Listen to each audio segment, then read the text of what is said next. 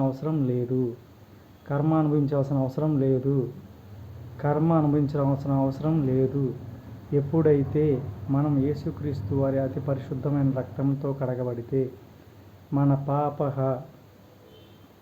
శాపాలు కానీ పాపాలు కానీ కర్మలు కానీ యేసుక్రీస్తు అతి శ్రేష్టమైన పరిశుద్ధ రక్తంతో కడగబడతాయి. అప్పటి నుంచి మనం పరిశుద్ధిగా ఉంటాము. మన మీద ఉన్న ఎలాంటివి అయినా సరే పోతాయి.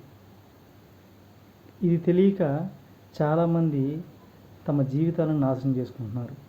అనేక విధంగా తమ జీవితాలను నాశనం చేసుకుంటున్నారు. దయించి దేవుని సువార్తను ప్రకటించండి. దేవుని గురించి చెప్పండి. దేవుని గురించి చెప్తే వాళ్ళు చీకట్లో నుంచి వెలుగులోకి వచ్చిన వాళ్ళు అవుతారు. మనం ఒక వ్యక్తిని చీకట్లో నుంచి వెలుగులోనికి తెప్పించిన వాళ్ళం అవుతాము. దేవుడు చాలా సంతోషపడతాడు. కాబట్టి అంధకారంలో ఉన్న ఆత్మలను వెలుగులోకి రప్పించే విధంగా వాళ్ళ జీవితాల్లోకి ఒక వెలుగైనటువంటి యేసుక్రీస్తువాన్ని మనం చూపించడం ద్వారా వాళ్ళ జీవితాలు బాగుపడతాయి, వెలిగించబడతాయి. కాబట్టి మీరందరూ దేవుని సువార్తను ప్రకటించండి.